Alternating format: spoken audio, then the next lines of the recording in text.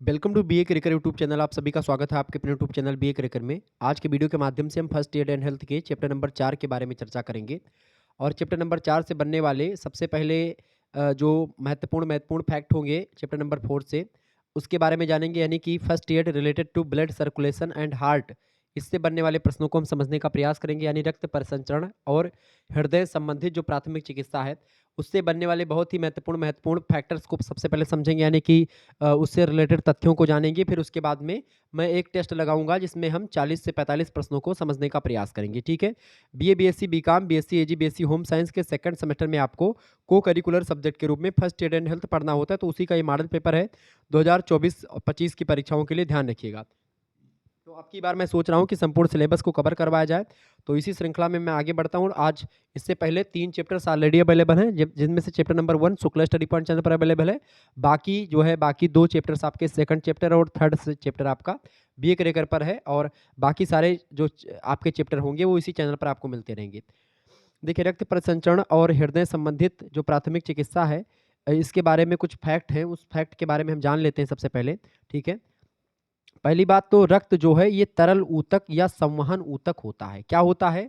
खून क्या होता है? ये एक प्रकार से रक्त जो होता है तरल, रक्त माने खून।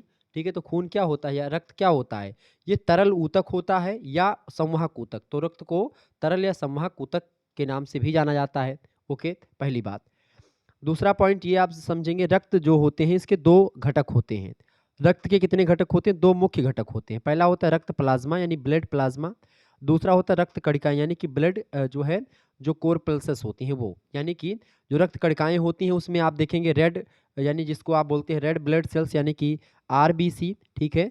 और एक होता है आपका डब्ल्यूबीसी। डब्ल्यूबीसी की अगर बात की जाए तो इसको व्हाइट ब्लड सेल्स बोलते हैं और इसको रेड ब्लड सेल्स बोलते हैं। ठीक है। ये रक्त कणिकाएं होती हैं। आगे देखेंगे।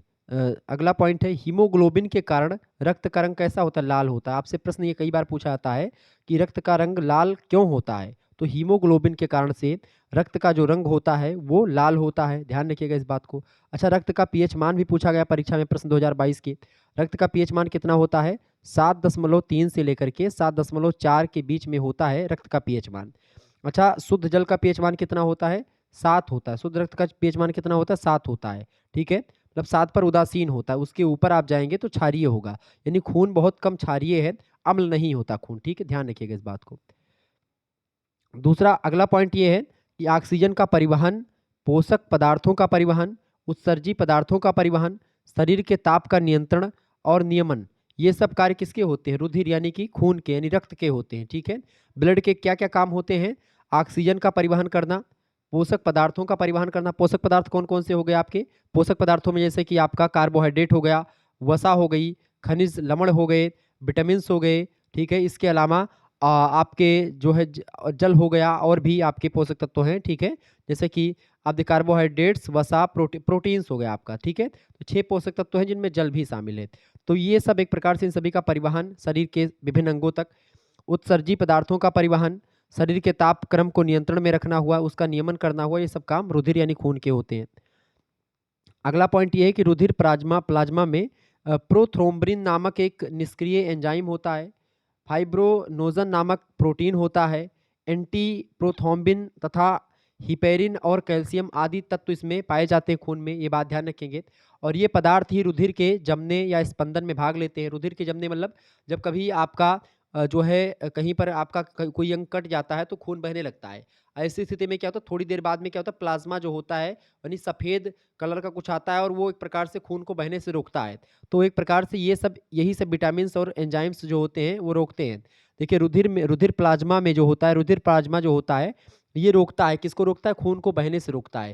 विटामिन के की कमी से खून रक्त का थक्का नहीं बनता। रक्त का थक्का इसलिए बनता है क्योंकि उसमें प्रोथ्रोम्बिन नामक निष्क्रिय एंजाइम होता है, फाइब्रोनोजन नामक प्रोटीन होता है, एंटी प्रोथ्रोम्बिन और हिपेरिन और कैल्शियम, ये सब तत्व पाए जाते हैं जिनके कारण से ये एक प्रकार से रुधिर जो होता है, खून जो होता है जम जाता है या जो है रक्त का स्पंदन होता है। क्लियर? ध्यान रखिएगा इस बात को। इसके अलावा अच्छा, रुधिर के वर्गों का यानी जो ब्लड सेल्स होते हैं, ब्लड ग्रुप होते हैं रुधिर वर्ग, जैसे ए हो गया, बी हो गया, ए बी हो गया और ओ हो गया, इनकी खोज किसने करी थी? इसका पता लगाया था किसने? कार्ल लैंड स्टीनर ने इस रुधिर वर्गों का यानी कि ब्लड ग्रुप का पता लगाया था। ध्यान रखिएगा इस बात को। अगला पॉइंट ये है कि रुधिर को ए, बी, ए बी और ओ वर्गों में बांटा जाता है, यानी कि ये 4 वर्ग होते हैं रुधिर के, यानी ब्लड ग्रुप कितने होते हैं? 4। ए एक होता है, एक बी होता है, एक ए बी होता है और एक होता है आपका ओ। ठीक है, ध्यान रखिएगा ये। इसके अलावा कुछ एंटीजेंस होते हैं। एंटीजेंस की अगर बात किया है तो ए का एंटीजेंस जो होता है वो आपका ए होता है, ठीक है, और एंटीबॉडी जो होता है वो बी होता है, ये वाला बी। ठीक है, इसके अलावा बी का जो एक प्रकार से ब्लड ग्रुप बी का जो एंटीजन होता है, यानी कि प्रतिजन जो होता है वो बी होता है, बी का। इसके अलावा प्रतिरक्षी जो होता है एंटीबॉडीज वो ए होता है, स्मॉल। इसके अलावा ए बी की अगर बात करें तो ए बी का जो प्रतिरक्षी मतलब वो होता है एंटीजन, वो ए बी दोनों होता है। ठीक है, अभी मैं चर्चा करूंगा इस पर। इसके अलावा इसका प्रतिरक्षी यानी एंटीबॉडीज कोई नहीं होता है। और ओ की अगर बात की जाए तो ओ का एक प्रकार से एंटीजन कुछ नहीं होता है, यानी कि ये खाली रहता है। ए और बी ये दोनों एक प्रकार से ओ के जो है एंटीबॉडीज होते हैं, ध्यान रखिएगा इस बात को। देखिए, लाल रुधिर कणिकाएं यानी कि आरबीसी की कोशिका कला तथा प्लाज्मा में विशेष प्रकार की प्रोटीन्स पाई जाती हैं, बिल्कुल पाई जाती हैं। लाल रुधिर कणिकाओं की कोशिका कला पर स्थित प्रोटीन को प्रतिजन या एंटीजन्स कहते हैं। तो लाल रुधिर कणिकाओं की जो कोशिका कला होती है उस पर स्थित जो प्रोटीन होते हैं उन्हीं को प्रतिजन या एंटीजन कहते हैं। एंटीजन्स भी ए बी और ए बी होते हैं। ठीक है, ध्यान रखिएगा इस बात को। ओके, रुधिर वर्ग कितने होते हैं? 4 होते हैं, ए बी और ए बी और ओ। ठीक है, प्रतिजन कितने होते हैं? एंटीजन्स ए बी और ए बी दोनों 3 होते हैं। प्रतिरक्षी कितने होते हैं? बी, ए और ए बी। ठीक है, स्मॉल वाले एंटीबॉडीज। आगे देखेंगे, प्रतिजन 2 प्रकार के होते हैं, ए और बी, और एक में ए बी आपका हो जाता है। क्लियर? इसी के अलावा एंटीबॉडीज जो होते हैं यानी प्रतिरक्षी वो भी 2 एक प्रकार से होते हैं, स्मॉल ए और स्मॉल बी से उसको प्रदर्शित करते हैं, और एक होता है स्मॉल ए बी, मतलब दोनों। प्रतिजन तथा प्रतिरक्षी की उपस्थिति के आधार पर लैंडस्टीनर ने रुधिर वर्गों को 4 वर्गों में बांटा है। वो 4 वर्ग कौन कौन से हैं? देखिए, रुधिर वर्ग के 4 वर्ग, पहला है ए, दूसरा है बी, तीसरा है ए बी, चौथा है ओ। ए में आप देखेंगे ए एंटीजन होता है, बी में बी होता है, ठीक है, ए बी में ए बी दोनों होते हैं, ओ में कोई नहीं होता एंटीजन। ठीक है, ऐसे ही ए में बी प्रतिरक्षी, बी में ए प्रतिरक्षी, ए बी में कोई नहीं होता है, और ओ में ए और बी दोनों प्रतिरक्षी होते हैं। तो इस तरीके से ये चीज़ें आप थोड़ा सा समझ लेंगे, परीक्षा में प्रश्न बन सकता है। अर्थात जो हृदय होता है आपका, जो हार्ट होता है, दिल होता है, उसकी 4 कक्षीय होती है, मतलब हृदय 4 कक्षीय होता है। हृदय का चौड़ा ऊपरी भाग अलिंद कहलाता है। निचला जो शंकु रूपी भाग होता है उसको निलय कहते हैं। तो ये बात ध्यान रखिएगा, शंकु रूपी भाग को निलय कहते हैं। ठीक है, ऊपरा जो चौड़ी वाला चौड़ा भाग होता है उसको अलिंद कहते हैं, ये बात ध्यान रखिएगा। हृदय की जो भित्ति होती है वो 3 परतों से बनी होती है। पहली परत होती है बाह्य हंद अस्तर। बाह्य हंद अस्तर की अगर बात की तो उसको अंग्रेजी में एबिकार्डियम बोलते हैं। दूसरी जो एक प्रकार से परत होती है हृदय की वो होती है पेशी हंद परस्तर। पेशी हंद अस्तर की अगर बात की उसको मायोकार्डियम बोलते हैं। और जो तीसरी एक प्रकार से परत होती है हृदय की वो होती है अंतः हंद अस्तर। अंतः हंद अस्तर को अंग्रेजी में एंडोकार्डियम बोलते हैं। तो यानी एबिकार्डियम, मायोकार्डियम और एंडोकार्डियम, ये 3 परतें होती हैं किसकी? हृदय की। आपसे ऑब्जेक्टिव में प्रश्न पूछेगा हृदय की भित्ति कितने परतों में बटी होती है, तो मतलब कि परतें कौन कौन सी हैं? ए ऑप्शन होगा epicardium, B option myocardium, C option endocardium और डी ऑप्शन होगा ये सभी। तो करेक्ट आंसर क्या लग जाएगा? ये सभी। आगे देखिएगा, अभी ऑब्जेक्टिव प्रश्नों को भी मैं समझ रहा हूँ। अगला प्रश्न है, हृदय स्पंदन मांसपेशियों में संकुचन और शिथिलन के कारण होता है। हृदय स्पंदन क्यों कैसे होता है? जब मांसपेशियों में संकुचन और शिथिलन होता है, इसके कारण से हृदय स्पंदन होता है, ये बात ध्यान रखेंगे। अच्छा, स्वस्थ मनुष्य में जो हृदय का स्पंदन होता है, हृदय की जो धड़कन होती है कितनी बार होती है? 1 मिनट में 72 बार जो है मनुष्य का हृदय धड़कता है। ये प्रश्न कई बार आया हुआ है, ध्यान रखिएगा। इसके अलावा एक स्पंदन में लगभग कितने सेकंड का समय एक स्पंदन पूरा करने में लगता है? 0.8 सेकंड का समय लगता है, ये बात ध्यान रखिएगा। इसके अलावा हृदय गति जान सॉरी, हृदय गति जानने के लिए जिस उपकरण का प्रयोग किया जाता है उसे क्या बोलते हैं? स्टेथोस्कोप बोलते हैं उसको। ठीक है, यानी कि हृदय की धड़कन को नापने का जो एक प्रकार से यंत्र है उसको क्या बोलते हैं? स्टेथोस्कोप बोलते हैं। ठीक है। अच्छा, प्रथम हृदय ध्वनि लब, प्रथम हृदय ध्वनि जो होती है लब तथा द्वितीय जो ध्वनि होती है उसको डब कहते हैं। लब डब ऐसे एक प्रकार से वो होता है, यानी पहली बार जब धड़कता है, 2 बार आप देखते हैं धड़कता है दिल। ठीक है, प्रथम ध्वनि जो निकलती है वो लब निकलती है और द्वितीय ध्वनि जो निकलती है वो डब निकलती है। ठीक है, ये सुनाई पड़ती है हम लोगों को, लब डब ऐसे चलता है, ध्यान रखिएगा। एक सामान्य व्यक्ति का रुधिर दाब कितना होता है? एक सामान्य व्यक्ति का रुधिर दाब जो होता है 120 mm 120 प्रति 80 mmHg होता है। ध्यान रखिएगा इस बात को। इसका मतलब ये प्रश्न लगातार परीक्षा में आता है, ध्यान रखिएगा। तो सामान्य व्यक्ति का जो रुधिर दाब या जो ब्लड प्रेशर होता है 120 और 80 के आसपास होगा। तो ये एक प्रकार से जब ये स्टेथोस्कोप से जब नापेंगे 120 और 80 बताएगा तो मान लीजिए वो सामान्य ब्लड प्रेशर है। अगर इससे बढ़ता है तो बढ़ गया बीपी, अगर इससे घटता है तो बीपी घट गया। आगे देखेंगे इस रक्त परिसंचरण की खोज किसने करी थी? रक्त परिसंचरण की खोज यूरोप के वैज्ञानिक थे सर विलियम हार्वे, उन्होंने की थी प्राणियों में। ठीक है, रक्त परिसंचरण की खोज, ये बात ध्यान रखेंगे। सीने में दर्द के कई कारण होते हैं, ये बात भी ध्यान रखेंगे। ओके, हृदय रोग से पीड़ित लोगों का कहना है लोगों का कि उन्हें एक अस्पष्ट असुविधा होती है जिसे दर्द नहीं कहा जा सकता है। तो हृदय रोग से पीड़ित लोग जो होते हैं उसमें दर्द नहीं होता है, एक अजब सी पीड़ा होती है, असुविधा महसूस होती है। कभी कभी आप लेटे रहें, कभी आपका ब्लड प्रेशर कभी बढ़े या धकधकी तेज हो तो एक अजीब सी फीलिंग आती है और असुविधा महसूस होती है। तो वही एक प्रकार से हृदय रोगों में आपको महसूस होता है, वो दर्द नहीं होता है। आगे देखेंगे सीने में दर्द के प्रमुख कारण हैं। सीने में दर्द के कई कारण हैं, जैसे कि पाचन तंत्र के विकारों के कारण जो है सीने में दर्द हो सकता है। इसके अलावा आंत्र प्रणाली में विकार हो जाएगा तो भी सीने में दर्द होगा। दिल में खराब रक्त प्रवाह होने लगेगा तो इसके कारण से भी सीने में दर्द उत्पन्न हो सकता है। दिल का दौरा पड़ने पर भी सीने में दर्द उत्पन्न हो सकता है।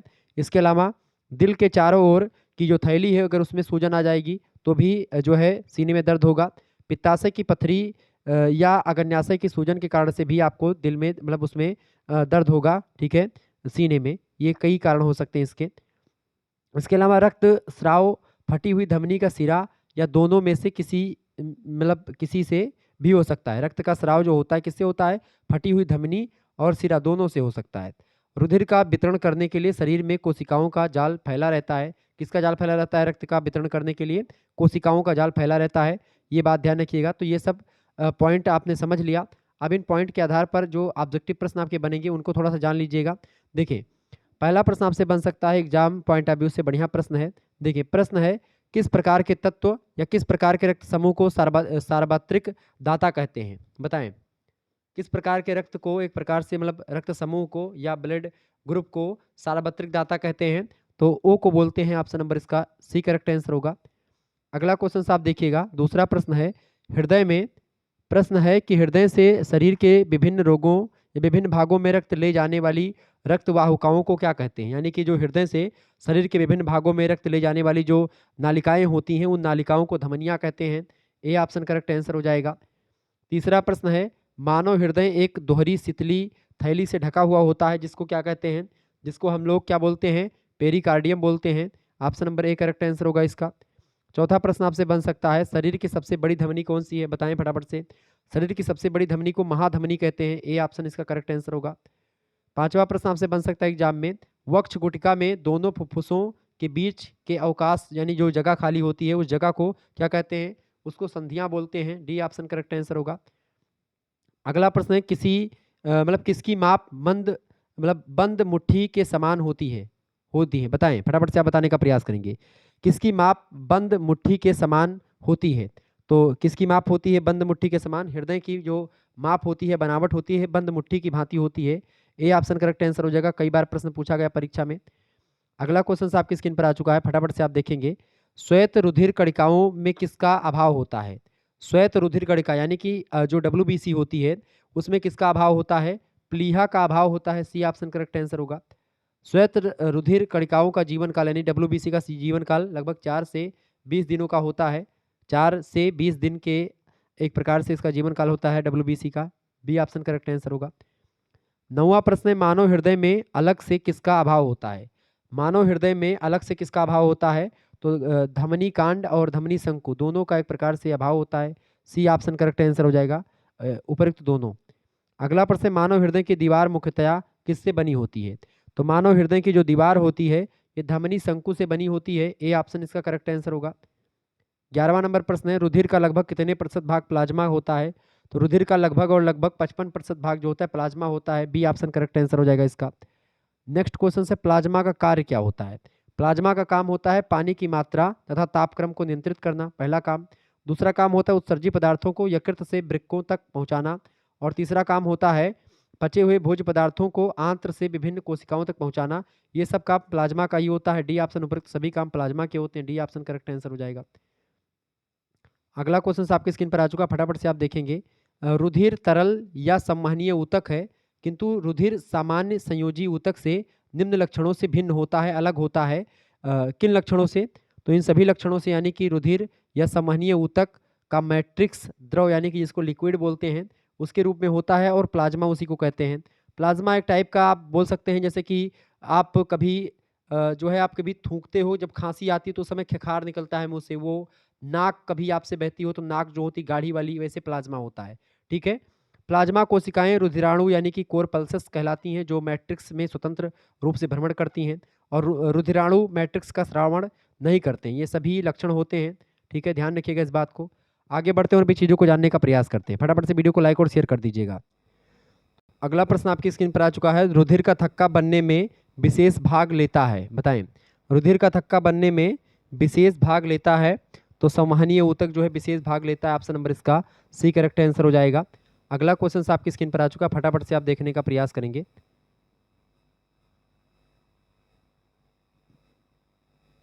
एक मिनट।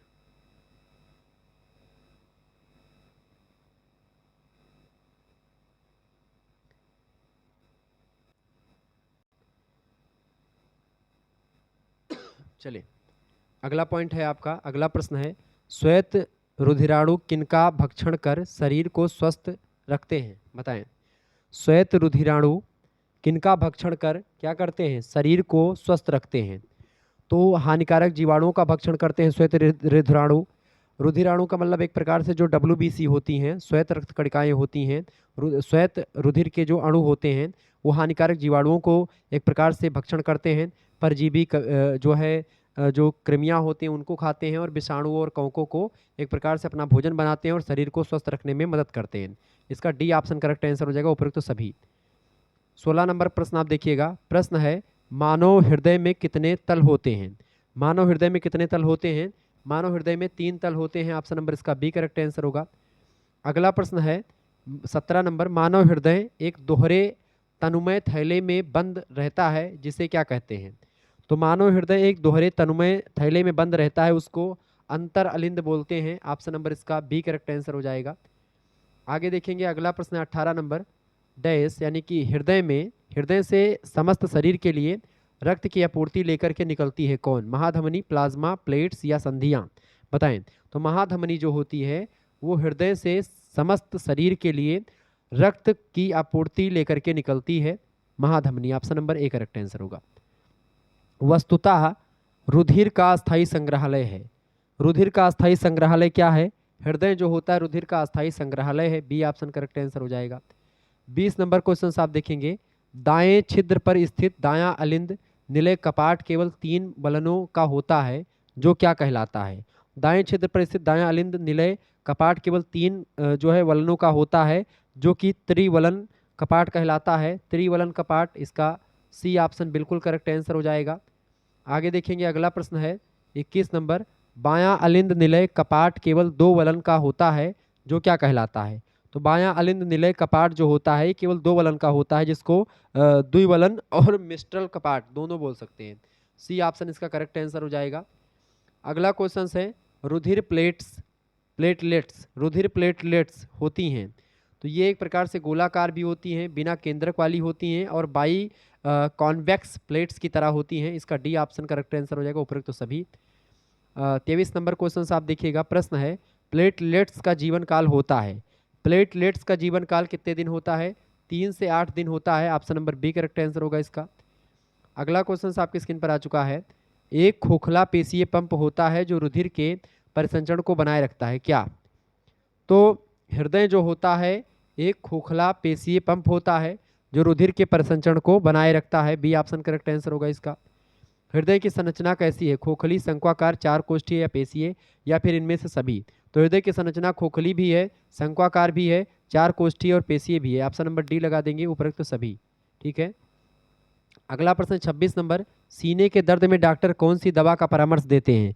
तो सीने की दर्द में डॉक्टर जो है वो नाइट्रोग्लिसरीन की एक प्रकार से सलाह देते हैं। ऑप्शन नंबर इसका ए करेक्ट आंसर होगा। अगला प्रश्न आपकी स्क्रीन पर आ चुका है, रक्तस्राव होता है धमनी से, सिरा से या दोनों से? तो रक्त का स्राव जो होता है धमनी और सिरा दोनों से होता है। सी ऑप्शन इसका करेक्ट आंसर हो जाएगा।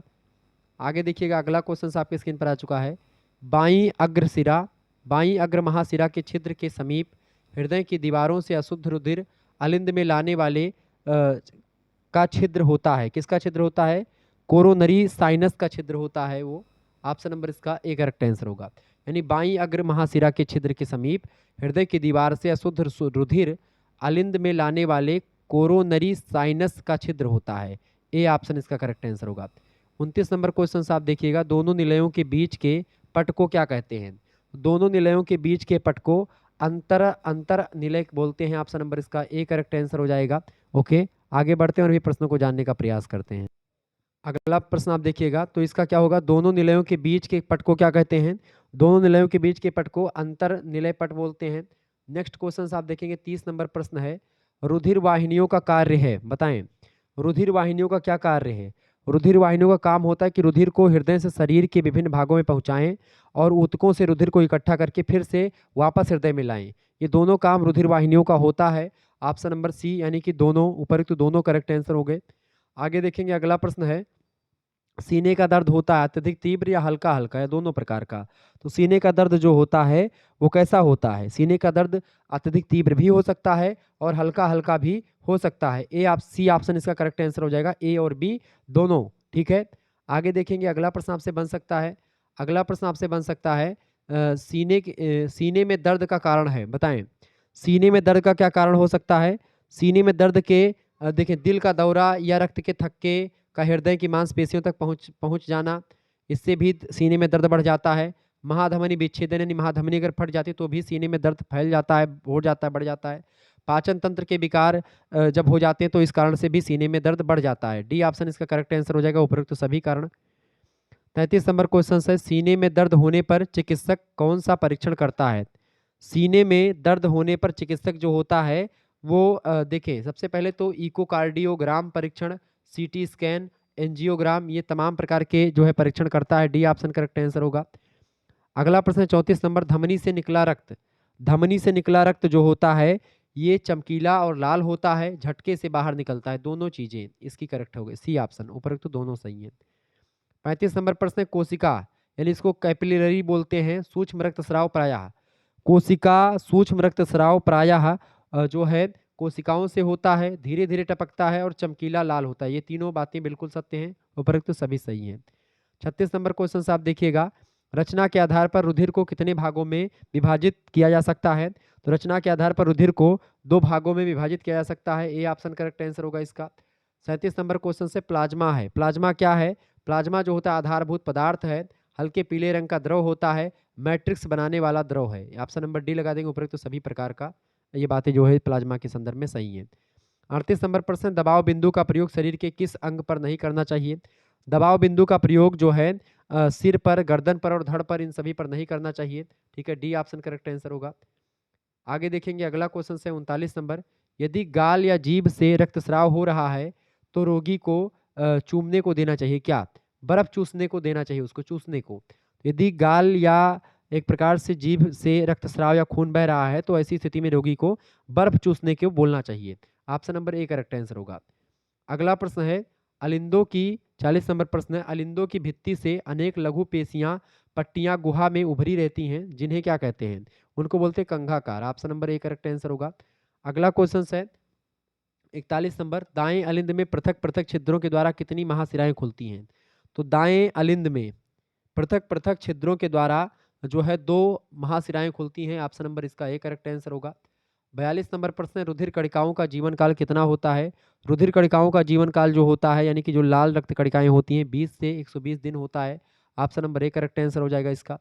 अगला प्रश्न है, किसकी निर्माण दर, वैसे आपको बता दूं कि ये 20 से 120 दिन आरबीसी का ज़्यादा होता है, डब्ल्यूबीसी का कम होता है। ये बात यानी दोनों प्रकार की जीवन काल की बात यहाँ पर मेंशन कर दी गई है। अगला प्रश्न है, किसकी निर्माण दर प्रति मिनट 1.5 लाख होती है? बताएं किसकी निर्माण दर प्रति मिनट 1.5 लाख के आसपास होती है? लाल रुधिर कणिकाओं की दर जो है प्रति मिनट 1.5 लाख के आसपास होती है। ए ऑप्शन करेक्ट आंसर हो जाएगा।